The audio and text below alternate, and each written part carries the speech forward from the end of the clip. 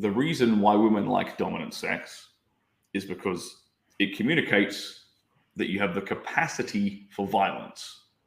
Doesn't make you a violent man. Doesn't mean you're violent with her as well. It just means that if you can physically dominate her, it proves that you have the capacity for violence in some way, which ultimately means that she's safe with you. Because if you have the capacity for violence, then you can actually protect her and keep her safe. And that's kind of what it does deep in her psychology. It's like, okay, this guy's like manhandling me. Cool. I'm safe with him, ironically enough, because that's everything in our not just female psychology, but in our psychology is based around the time when we were like 100-person hunter-gatherer tribes, man. So it's like, right. Okay, if this guy, if the dude who's going to kind of like take me like his own is also the guy who's going to protect me and like I'm his property from the next invading tribe and stop me from getting sexually assaulted.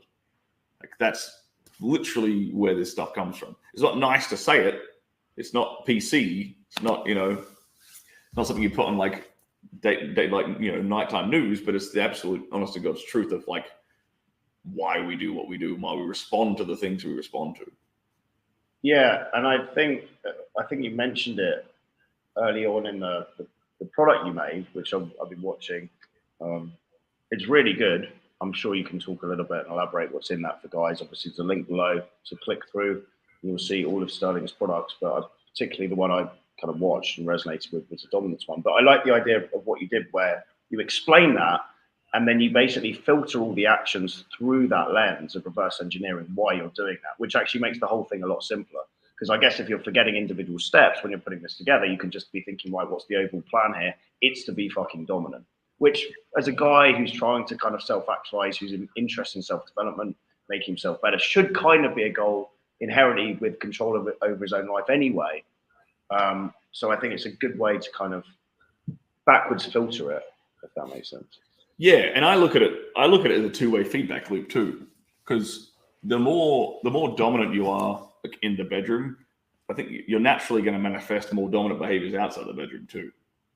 Like if you're the kind of guy who's comfortable in telling a girl like in the bedroom, telling the girl, all right, pull your panties down, spread your legs apart, play with your pussy, stick a finger in your mouth, now stick it back in your like doing those kind of like dominant instructions during the act of sex.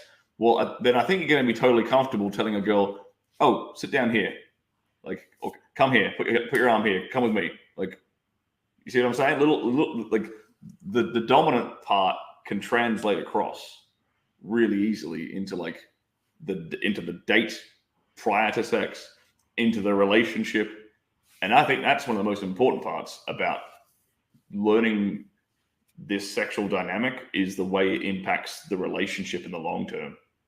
Because if she is by default in that kind of submissive position, she's going to be following your lead.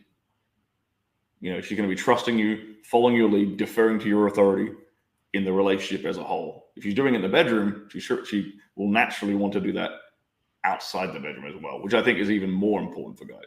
So I kind of use it as this subtle way of like correcting the dynamic in a dude's relationship. It's like, well, okay, how are you laying pipe, man? Like, because I've had dudes who are been married for like 20 fucking years, who've emailed me and be like, I watched this video course, and me and my wife just had like honeymoon sex, and we've been in a relationship for 20 fucking years,